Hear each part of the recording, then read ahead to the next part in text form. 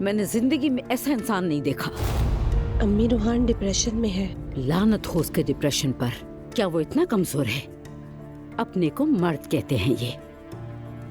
खैर अम्मी ठीक है, मैंने मान लिया।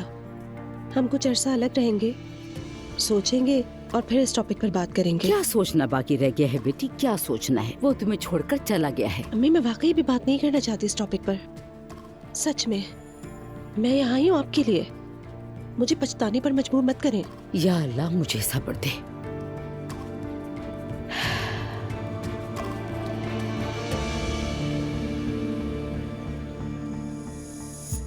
अब्दुल्ला बाबा ठीक हो गए नायला? हाँ, उठते ही एलिफ के पास चले गए। लगता है बंदा अपनी दूसरी जवानी में। समझ नहीं आती ये कैसी मोहब्बत है। मुझे भी कुछ समझ नहीं आती। वैसे उन्होंने कहा है कि ये बकरी का बच्चा हटा दो। क्यों, क्या हुआ? उन्हें इससे क्या मसला है? अपनी प्रेग्नेंट गर्लफ्रेंड को संभाले ना जाके।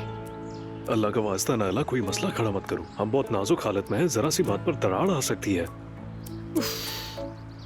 जुल्कर, अब ये सब और नहीं चल सकता। मैं झूठ और ढोंग से तंग आ चुकी हूँ। मैं मुस्तफा को सब बता दूंगी, साफ कह दूंगी उसे कि अब सोना नहीं है हमारे पास। वाकई?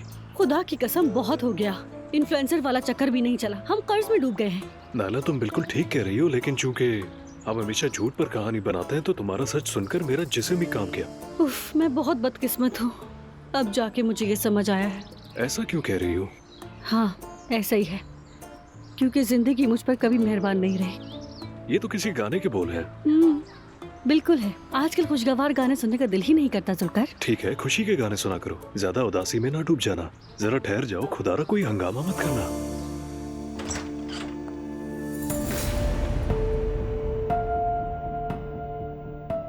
Hello, good day elif.